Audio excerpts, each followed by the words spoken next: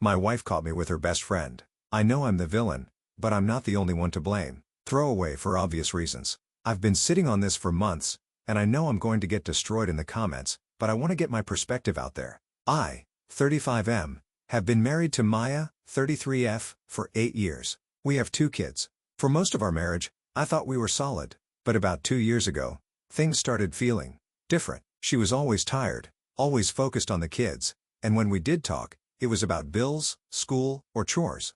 I felt like a roommate, not a husband. I brought it up a few times, but the answer was always, I'm tired, I'm busy, it's just a phase. I stopped trying after a while. Enter Hannah, Maya's best friend since high school. I'd known her almost as long as I'd known Maya. She was around a lot in the early years, but over time, she and Maya hung out without me more often. Last year, Hannah went through a bad breakup. She came over to vent a few times when Maya was busy. At first, it was just talking. But she asked me questions Maya hadn't in years. How's work going? Are you okay? She laughed at my jokes. She made me feel seen. One night, after too many drinks at a group get-together, she and I kissed. I told myself it was a stupid, one-time mistake. But it wasn't.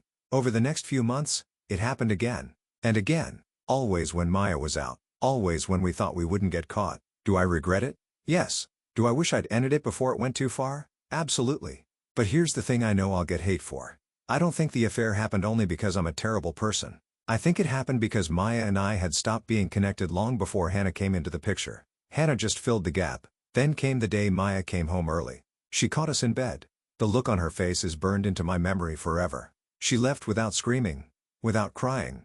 Just this awful, bitter laugh. I knew right then our marriage was over. After that, she told everyone. Friends, family, even people at my work. I became a social pariah overnight. People I'd known for years blocked me. My own brother told me he couldn't be around me. I lost my house. I lost most of my friends, and now I only see my kids on weekends. Hannah and I tried to make it work for a little while, but it fell apart fast. Turns out, a relationship built on sneaking around doesn't exactly have a strong foundation.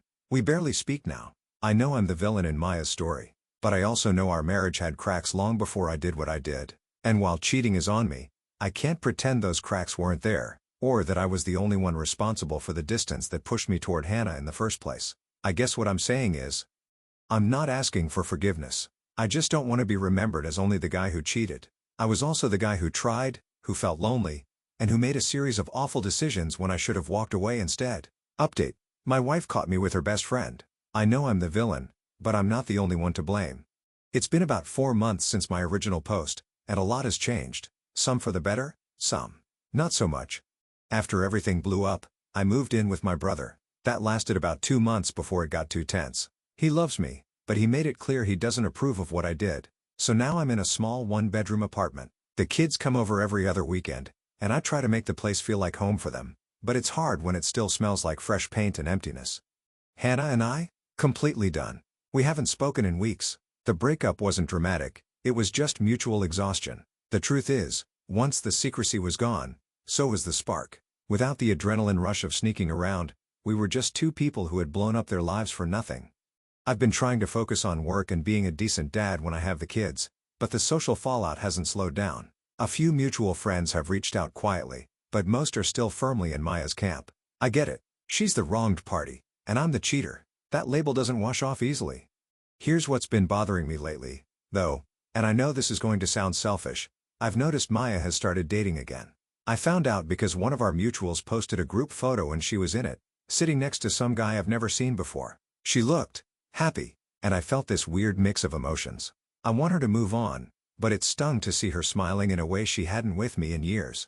I'm still in therapy. I've been trying to dig into why I cheated instead of leaving, and the answer isn't flattering. I was scared of being alone. I thought it was easier to find comfort somewhere else than to face the fact that my marriage was dying. That's not an excuse, just the ugly truth. I don't know what my life looks like a year from now. I hope I'm in a better place. I hope people stop seeing me as nothing more than the guy who slept with his wife's best friend. But right now, I'm just taking it one day at a time.